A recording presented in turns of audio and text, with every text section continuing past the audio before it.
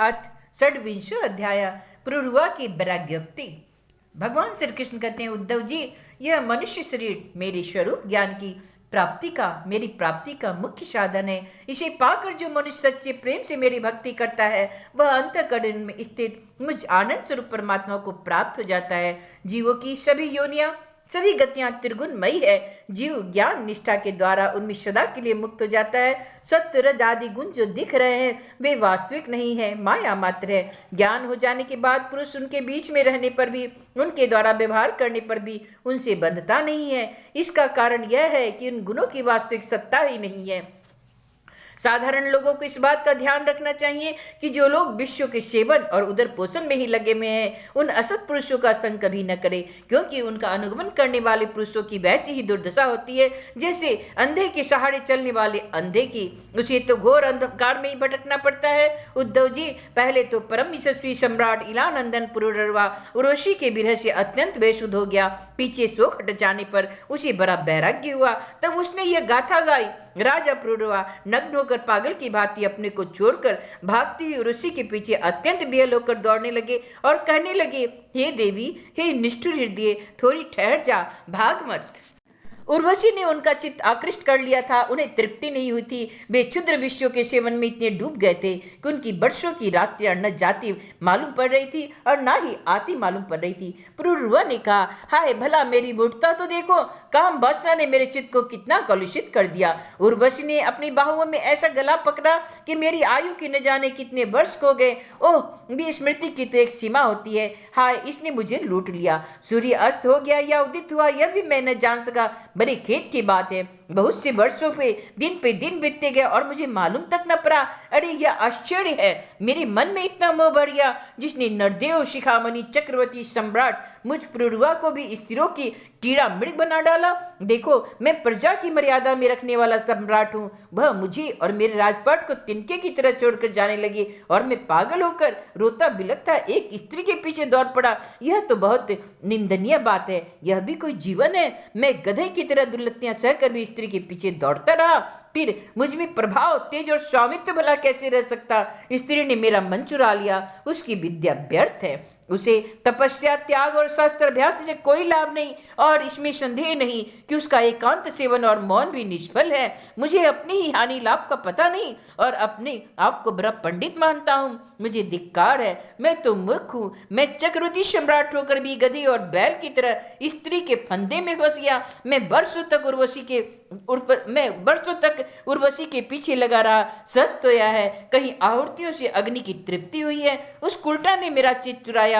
आत्माराम जीवन मुक्त के स्वामी इंद्रातीत भगवान को छोड़कर और ऐसा कौन है जो मुझे इस फंदे से निकाल सके? उर्वशी ने मुझे वैदिक सूक्त के वचनों द्वारा यथार्थ वचन कहकर समझाया भी था, परंतु मेरी बुद्धि मारी गई थी। मेरा मन यह भयंकर मोह तभी मिटा भी नहीं जब मेरी इंद्रियां मेरे हाथ से बाहर हो गई। मैं समझता भी कैसे? जो रस्सी के स्वरूप को न जानकर उसमें सर्प की कल्पना कर रहा है और दुखी हो रहा है, रस्सी ने उसका क्या बिगाड़ा है? इसी प्रकार उस उर्वशी ने मेरा क्या बिगाड़ा? क्योंकि मैं स्वयं ही अजितेंद्रिय होने के कारण अपराधी हूँ। कहाँ यह मैला कुचेला दुर्गंध से भरा पवित्र शरीर और कहाँ सुकुमारता, पवित्रता, सुगंध और पुष्पोचित गुण। परंतु मैंने अज्ञानवश असुंदर में सुंदर का आरोप कर लिया। यह शरीर माता पिता का सर्वस्व है अथवा पत्नी की संपत्ति। यह स्वामी की मूल्य ही वस्तु है, आग का ईंधन है अथवा कुत्ते और गिद्धों का भोजन। इसे अपना कहे, अपने सुहृद संबंधियों का कहे, बहुत सोचने विचारने पर भी कोई निश्चय नहीं होता। यह शरीर तो मल मूत्र से भरा अत्यंत अपवित्र है। इसका अंत यही है कि पक्षी खाकर विष्ठा कर दे या सड़ जाने पर कीड़े पड़ जाए अथवा जला देने पर राख का ढेर हो जाए। ऐसे शरीर पर लोग लट्टू हो जाते हैं और कहते हैं, ओह, इस सुंदरी को देखो, इसकी नाक कितनी सुघड़ है, इसकी मुस्कान कैसी है। यह शरीर त्वचा, मांस, रुधिर, स्नायु, मेदा, मज्जा और हड्डियों का ढेर और मलमूत्र तथा पीप से भरा हुआ है। यदि मनुष्य में इसमें रमता है तो मलमूत्र के कीड़ों में और उसमें अंतर ही क्या है? इसलिए अपनी भलाई समझने वाले विवेकी मनुष्य को चाहिए स्त्रियां और स्त्री लंपट पुरुषों का संग न करे। विषय और इंद्रियों के संजोग में ही मन के विकार होता है, अन्यथा विकार का कोई असर ही नहीं है। जो वस्तु कभी देखी या सुनी नहीं गई उसके लिए मन में विकार नहीं होता। जो लोग विषयों के साथ इंद्रियों का संयोग नहीं होने देते उनका मन अपने आप निश्चल और शांत हो जाता है। अतः वाणी, कान और मन आदि इंद्रियों से विषयों और स्त्री लंपटों का संग कभी नहीं करना चाहिए। मेरे जैसे लोगों की तो बात ही क्या है, बड़े बड़े विद्वानों के लिए भी अपनी इंद्रिय और मन विश्वसनीय नहीं है। भगवान श्री कृष्ण कहते हैं, उद्धव जी, राज राजेश्वर पुरुपुरुआ के मन में इस तरह के उद्गार उठने लगे, तब उसने उर्वशी लोक का परित्याग कर दिया। अब ज्ञानोदय होने के कारण उसका मोह जाता रहा और उसने अपने हाथों में ही आत्मस्वरूप में मेरा साक्षात्कार कर लिया और वह शांत भाव से स्थित हो गया। इसलिए बुद्धिमान पुरुष को चाहिए पुरुरवा की भांति कुसंग छोड़कर सत्पुरुषों का संग करे। संत पुरुष अपने सदुपदेश से उसके मन की आसक्ति नष्ट कर देंगे। संत पुरुषों का लक्षण यह है, उन्हें कभी किसी वस्तु की अपेक्षा नहीं होती, उनका चित्त मुझ में लगा रहता है, उनके हृदय में शांति का अगाध समुद्र लहराता रहता है। वे सदा सर्वदा सर्वत्र सब में सब रूप में स्थित भगवान का ही दर्शन करते हैं। उनमें अहंकार का लेश भी नहीं होता, फिर ममता की तो संभावना ही कहाँ है। वे सर्दी गर्मी सुख दुख आदि द्वंद्वों में एक रस रहते हैं तथा बौद्धिक मानसिक शारीरिक और पदार्थ संबंधी किसी प्रकार का भी परिग्रह नहीं रखते। परम भाग्यवान उद्धव जी, संतों के सौभाग्य की महिमा कौन कहे। उनके पास सदा सर्वदा मेरी लीला कथाएं हुआ करती है। मेरी कथाएं मनुष्यों के लिए परम हितकर है। जो इनका सेवन करते हैं उनके सारे पाप तापों को वे धो डालती हैं।